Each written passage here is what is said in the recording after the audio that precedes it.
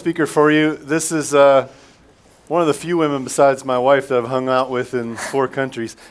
We actually spent a week in Baja together having some grand adventures. You're in for a treat and some great photos from Jackie Nourse. Thank you. Oh, yeah. Thank you for that. Hey guys, how's it going? Good. Yeah. Whoa, this is cool. You guys talk back. This is definitely not like podcasting. Yeah. So I'm going to talk about leadership today as influencers. So I hope that you guys are awake. Welcome to Montana, first of all. How many Montanans are in the house right now? Yeah, I live here too. It's not my original home, but it is my chosen home. How many of you guys think that all of these beautiful people should come back in the middle of winter for the real beauty of Montana? No, I first moved here in 2004, actually, and I've been on and off since then. But in order to share with you what I want to share with you today, we're going to go back a little bit further than that. So here we go, if I can get this to work. Okay. 2003. These photos are a little bit embarrassing. I was 18, just a little baby, and I moved to Costa Rica for the first time to study abroad. And this is me with my host family at 18 years old in 2003. And this was the first time that I really got into travel, that I learned the ropes and really fell in love with the world of travel and learned Spanish for the first time fluently, learned to dance, all of that stuff. It was incredible. I really felt like I was in my element for the first time. And I like to say that I took the flight home kicking and screaming because I just didn't want to go back to normal. And actually, that was the first time that I moved to Montana because I needed more new. I'm sure none of you can relate to that. That led to studying abroad in Italy the next year. I learned Italian. I traveled all over Europe for the first time. The next year, 2007, I backpacked through Central America, Panama City to Mexico City. If you guys ever can do that, highly, highly recommended. I moved to Brazil in 2008 and learned Portuguese because why not?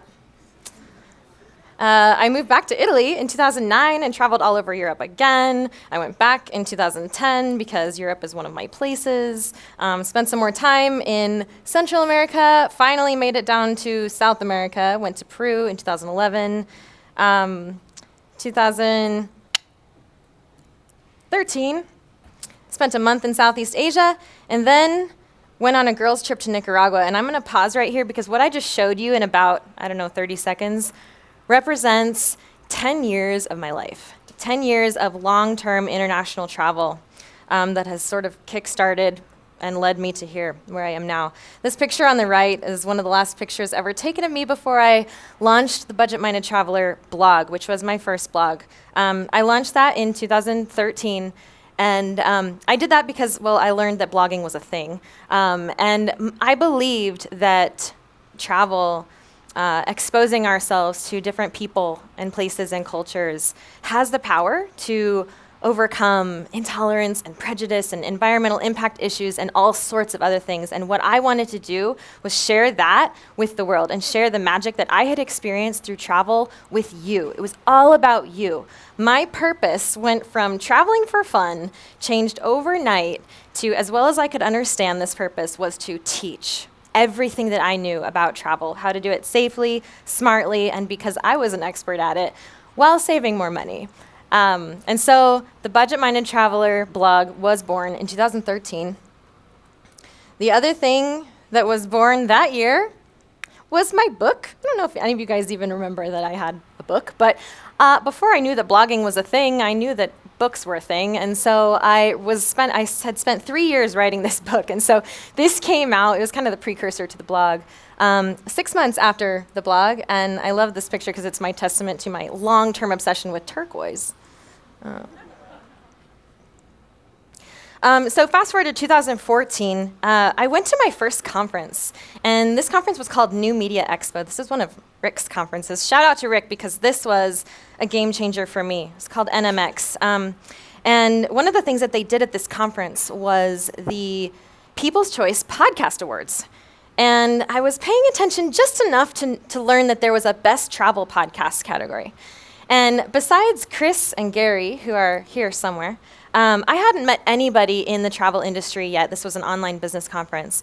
And so I decided to reach out to this person who won Best Travel Podcast. I had no idea even really why I was doing this, but I did it anyway. And this person ended up being Lou Mangello. And now that I know Lou Mangello, this means something totally different to me. But you guys might find that name familiar. He's keynoted at TBEX before. He's the host of WDW Radio, Walt Disney World Radio. And he, being the fabulous human that he is, invited me to breakfast. So here I am at my first conference ever, sitting down to breakfast with Lou Mangello. And if you guys know him, you know that that's kind of a big deal. And I was just a newbie. So Lou sits me down and gives me a list of 3 things to do. 1 was to start a podcast. 2, go to some conference called TBEX. And 3, I'm going to get to that one a little bit later. I was super resistant to podcasting. I had let nearly the entire conference go by without attending a single podcast session because I had just started my blog. I was overwhelmed enough as it is. I felt like an imposter enough as it is. You know, all this was so new to me. Podcast was not even on my radar. But Lou was really insistent. He seemed to know what he was talking about. And I don't know about you guys, but when I am in the presence of someone who has gone before me and they are willing to give me advice, I listen. And so 2 months later, I launched my podcast. Does anybody in here have a podcast? Yeah? All right. At least you guys are going to know what I'm talking about here. Hey, Chris. There is a sacred place on iTunes called New and Noteworthy. And this is how it used to be, at least. I'm not sure if it's still the same. But from the moment your podcast is born on iTunes, you have up to 8 weeks to make it into this section. And this section is, nobody knows how to get there. There's no like secrets or algorithms or tricks, but it's highly coveted because essentially iTunes does your marketing for you. You are placed front and center. When somebody opens up iTunes and goes to the podcast page, there you are. So everybody wants to get into New and Noteworthy because it helps you grow your show early. What happened next absolutely terrified me because my podcast made it into iTunes in 4 days. 4 days. And so this is me in Mexico, of course, true Jackie fashion. I hopped on a plane as soon as I published my podcast and went to Mexico to do a workaway. And so this is my first day in Mexico, appropriately celebrating with a Modelo, when I found out that my podcast was on the front page of iTunes. And this was, I thought, really fabulous until I realized that what that fabulous event also meant was that I was completely open and vulnerable to trolls. I don't know if you guys can read this. This was my first review ever. And I'm going to read it out loud to you guys. You're laughing. Most annoying voice outside NPR. If you love verbal fry, you will love this podcast. 1 star. First review ever. Ever. And it was in front of thousands of people. I couldn't take this back now. I wanted to crawl into a cave and never come out. I questioned everything. I had exposed myself and I had gotten burned and it hurt. So in this moment, I decided to summon the courage from 2 people whom I admire very much and I study. One of them is Pat Flynn. And Pat Flynn says, every moment you spend on a hater is a moment wasted with someone who loves you. And fortunately, the positive reviews were starting to come in, so I could at least recognize that there were more than just haters out there. The second person is Brené Brown. You may have heard of her, and if you know her work, then you know that a lot of her work and books are largely inspired by a quote that she stumbled upon once while she was in a similar cave. And that is the Man in the Arena speech from Theodore Roosevelt. I'm going to read this to you. It is not the critic who counts, not the man who points out how the strong man stumbles, or where the doer of deeds could have done them better.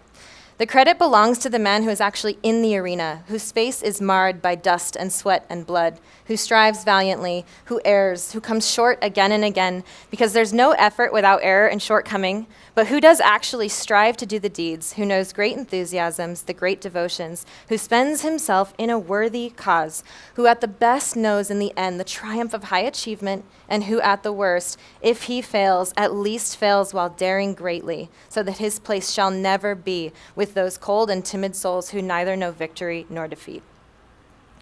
I knew at that moment that I was in the arena. Welcome. And I could see that the Pat Flynn's and the Brene Browns of the world were by my side, and I decided at least to keep going, one thing at a time.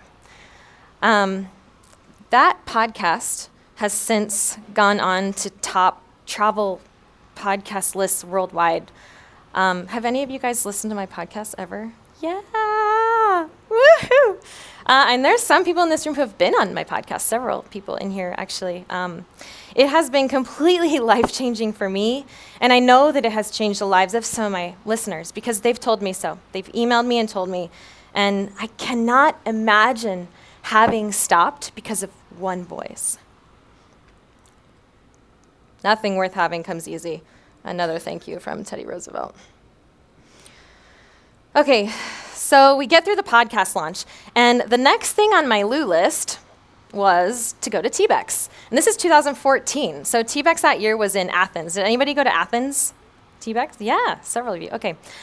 So my idea was to continue to put myself out there, make my name known, expand my brand, and open myself up to opportunity. And opportunity certainly found me at that TBEX. I met the editors of Yahoo Travel, and I started freelancing for them for a short time. And during that short time, they introduced me to the Adventure Travel Trade Association.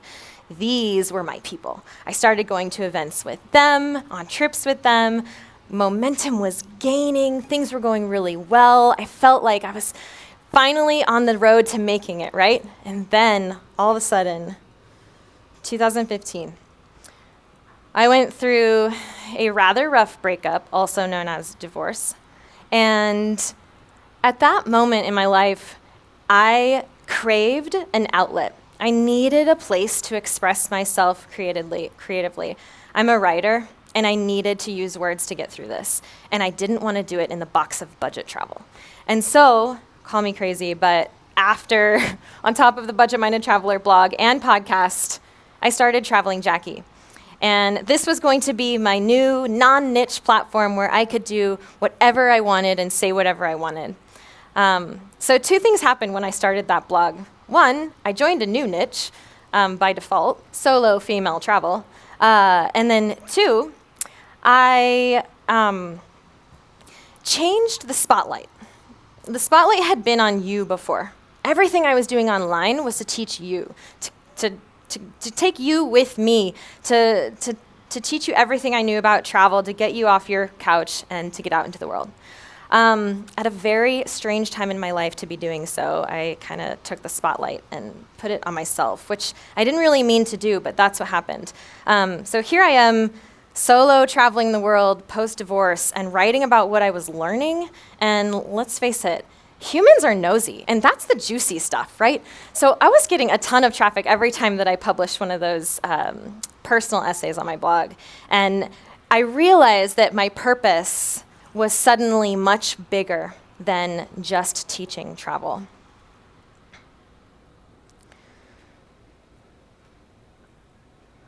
That was a turning point in my life that I didn't quite recognize at the time, except for all the obvious stuff. I left my ex, my dog, my house, my furniture, everything comfortable behind. And I set out, packed my backpack with my laptop and my microphone, and hit the road. And for the next couple years, I traveled nomadically. I hit rock bottom. I experienced lows that I would not wish upon anybody. And I also experienced highs that I didn't know existed. And I was really aimless. I was really blowing with the wind. I didn't have much energy for anything else. My personal life felt so heavy. All I wanted to do was float. I was so tired of working so hard and being responsible. And I just wanted to travel and write and eat good food and live lightly and just not care. My podcast suffered, went through breaks, prolonged, frequent. My blog traffic was stagnant. I wasn't making enough money. My life was kind of at a standstill. And it took me 2 years traveling like that to realize that that was harmful to more than just me.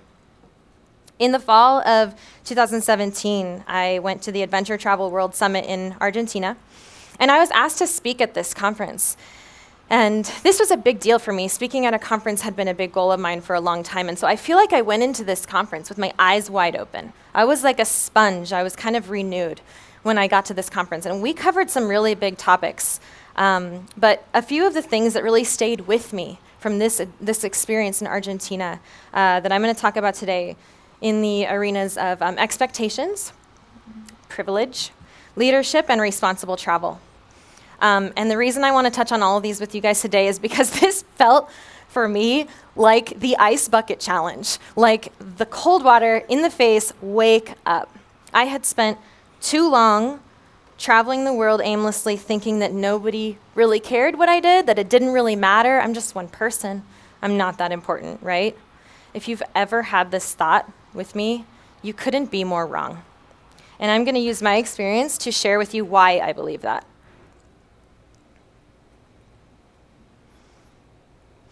So we'll start with expectations. Set healthy expectations. How many of you guys hate the question, where do you see yourself in 5 years? Anybody? Yeah. Okay.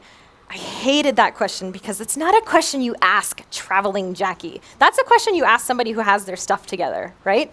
Not a nomadic traveler. And I never had an answer for that question, so I always hated it. But I realized that there's a danger to not knowing the answer to that question. And the danger is because when we don't have a path, we default to anything shiny, right? When we are blowing with the wind, who's making our decisions? The wind.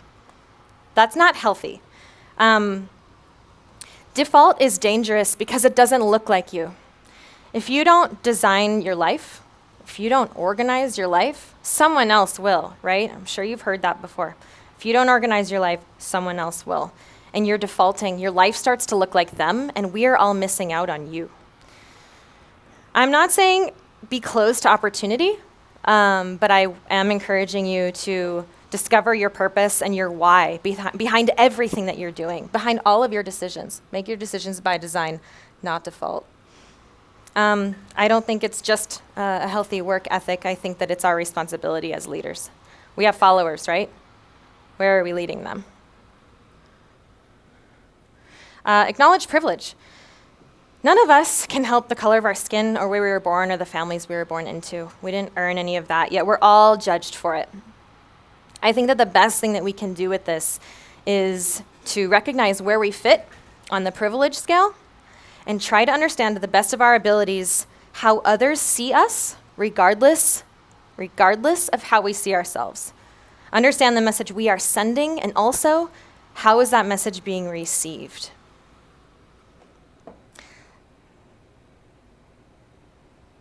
Step into leadership. I told you guys my story about how I built my platforms and how I didn't want any responsibility. I just wanted to travel and play and write. But what I had done was I put myself out there as a travel authority. And I started to gain an audience. And it grew by the hundreds and then the thousands and tens of thousands. And my role changed. Whether I wanted it to or not, whether I recognized it or not, I had created a leadership role for myself. And if you are a content creator with a platform, you have and you are creating a leadership role for yourself as well. The key is to recognize that so you can be responsible with that power. Be a responsible traveler. Sustainable tourism and responsible travel are essentially the same thing. I define them for you here. The World Tourism Organization defines sustainable tourism as tourism that takes full account of its current and future economic, social, and environmental impacts, addressing the needs of visitors, the industry, the environment, and host communities. And HuffPost sums up responsible travel as being socially and culturally aware when you travel, i.e., use more common sense, people. Understanding your effect on the places you visit and trying to make that effect a positive one. Around that time of that conference in Argentina, Lonely Planet came out with an article for the top destinations to visit in 2018. And when I saw that Chile was #1 and a picture of Torres del Paine National Park was on the cover of this article, my heart dropped. I wanted to run to Chile and wrap my arms around it like a tree hugger. I wanted to protect it from those hordes of tourists that were surely to be coming now, who didn't love it like I do, who don't respect it like I do. When you love something, you want to protect it, right? But if you don't know something, you can't love it. And it's almost absurd I would have this reaction anyway, because I personally bring travelers to Chile. I lead trips for my own audience, and I'm about to lead my 4th one to Chile in November. I bring people to Chile myself. I shouldn't be having this reaction, right? But it's because I love the place. I've spent a lot of time in Chile in the last few years. But the answer here is sustainable travel. Come to Chile, meet the people, learn from them, share with them, hike the gorgeous trails, taste the food, get to know Chile, and learn to love it like I do so that we can protect it together. And when you're done doing that with Chile, do it with the next destination and the next destination, and then do it with your home as well. If you're going to participate in travel, participate responsibly.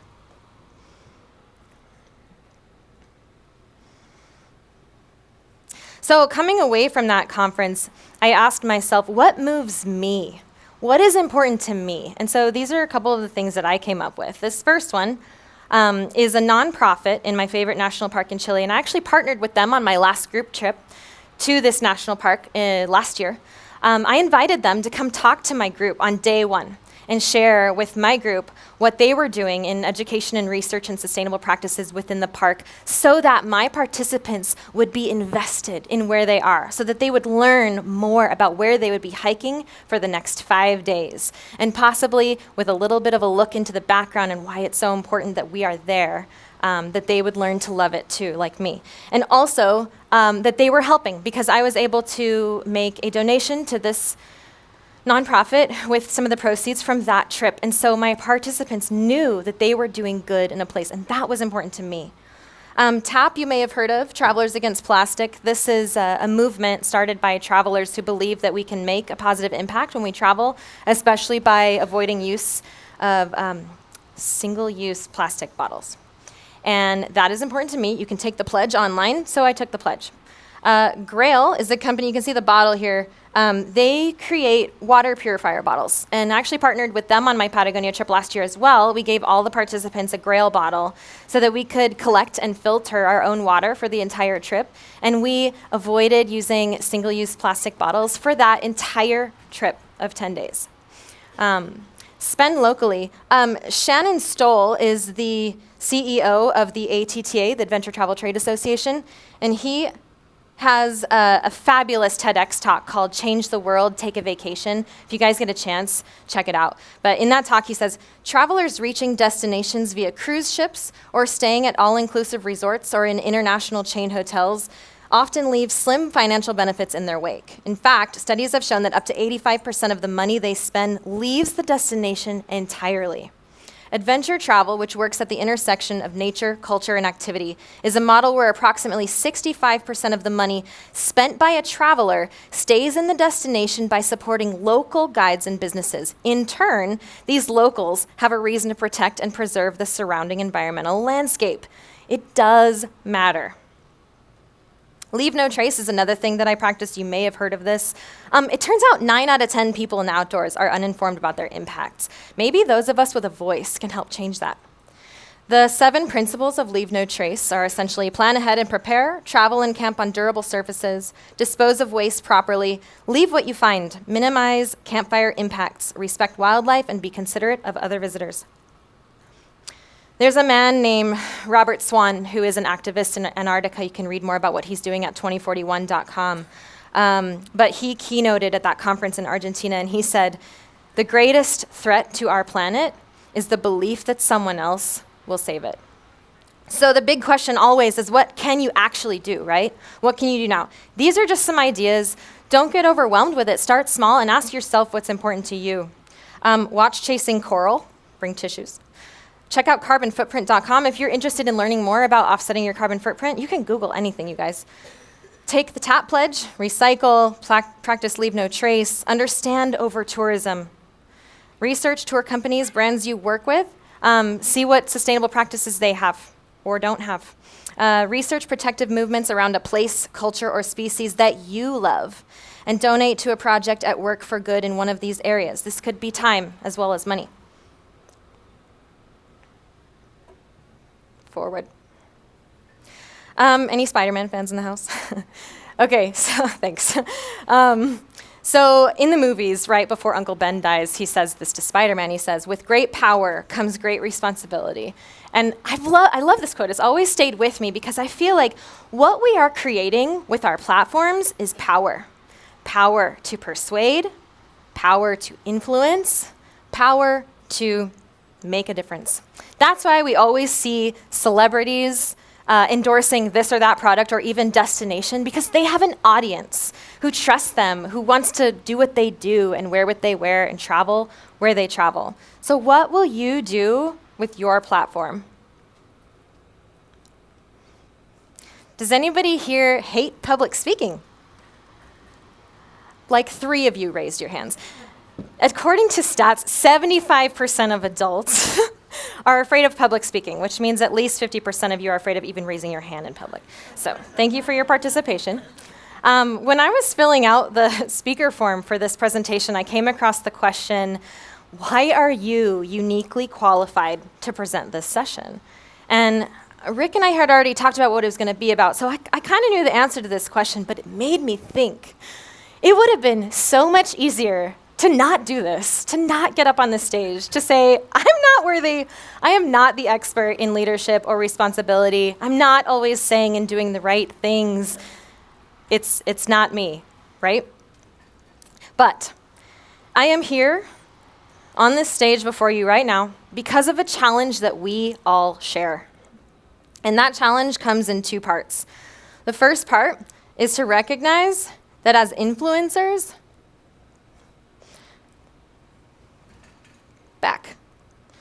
we all have a stage. Today, my stage is quite literal. But generally, my stage consists of my podcast, my blog, my Instagram account, my Facebook. You get the picture. The funny thing is, when I sit down to do a podcast, it goes out to way more than, okay, there's a few hundred of you here right now. My podcast hits way more ears than that. But it doesn't scare me because I'm sitting in a room by myself, right? I can't see the people. They don't talk back to me when I talk to them, like you guys do. Thank you, by the way. So how many of you guys have a platform? This is a content creator conference, so courage, raise your hands. Lots, like almost every blog, podcast, YouTube, something, right? How many people are in your audience? 50? 500? 10,000? 100,000? I told you guys my story so that you could see that I'm not special. I started somewhere. I have overcome things to get here. My story brought me here. Your story brought you here, right? I'm no more worthy of standing on this stage than you are. So we're going to do a group exercise right now. I want you all to close your eyes. Close your eyes and imagine yourself in a classroom or in a theater or in a stadium, something that's big enough to contain your known audience. And then put yourself on the stage. I'm not going to make you hang out there for too long. Go ahead and open your eyes. Did you see someone? Someone was in your classroom, right? Or your theater, or your stadium, or your arena. Someone was there, right? Some nods. Yeah, I hope so. Okay, guess what? Welcome to public speaking. The key here is to understand that while you cannot always see your audience, they are there. They follow you because they think you're smart. They think you're funny. They want to learn from you. They want to do what you do and wear what you wear and travel where you travel. The second part of this challenge is to recognize where you stand and how you move on your stage. When I was in Tierra del Fuego before that Argentina conference, I ran into a friend of mine who I hadn't seen in a year. She has a 12-year-old daughter. She told me that her 12-year-old daughter is now following me on Instagram. I checked myself in that moment because if any of you have ever been or known a 12-year-old girl, you know how impressionable they are, right? So I asked myself 2 questions, and I encourage you to do the same. The first one is, am I worth following? And if you're sitting in this room right now, I certainly hope that you believe in yourself and your answer is yes. More important is the second question, why am I worth following? Why are you uniquely qualified to stand on your stage? What are you going to be brave about and bring to the table for discussion? What are you going to challenge yourself and others with? And what will a 12-year-old girl see when she looks at your Instagram? Is she going to see strength, inspiration, and authenticity in a female role model who's using her superpowers to change the world? Or is she going to see another white, privileged travel blogger? In the travel industry specifically, it's really important to understand where you stand on responsible travel. Think about it. Have the conversation with yourself. Learn about it if you don't know it already. As an influencer, it's important to understand where you sit in the arenas of expectations and privilege and leadership, setting an example for those who come after us. Whether it's the next generation or the next guest to use the hostel kitchen, you better dry those dishes. Set your stage and get to know it so you can move the shoes that you're already standing in. How many of you does that scare? Anybody? No, you're all pros. Awesome. It's scary, let me tell you. I'm standing on stage and I feel it. But you know what? Just because something is scary and uncomfortable doesn't give us permission to shy away from it. That is the definition of privilege. And that's a Liz Gilbert quote, by the way. We can't be stagnant. If you need to take a break to take care of yourself or figure out where you are, take a break, even if it takes a while like it took me. But once this starts to click for you and you feel your ice bucket challenge, recognize it and rise to the occasion. I'm going to show you this one more time to remind you about the arena. Only now when you think about it, I want you to imagine yourself there with me and Pat Flynn and Brene Brown and all these people by your side doing the hard work. I told you that I had one thing left on my Lou list, and it took me until today to accomplish. It was to speak at TBEX, and I have not been ready until this moment, but here I am, moving my shoes and rising to the challenge. Are you rising to the challenge of leadership on your own platform, understanding that there is a responsibility that comes with that? Be aware that we all have an incredible opportunity to spread good messages, to stand behind good causes, to lead by example, even if you stumble, because you will, we all do, but perfection is never the destination. It's showing up and doing good with the stage that you have built and recognizing that although you can't always see them, your audience is paying attention. Thank you so much for your time.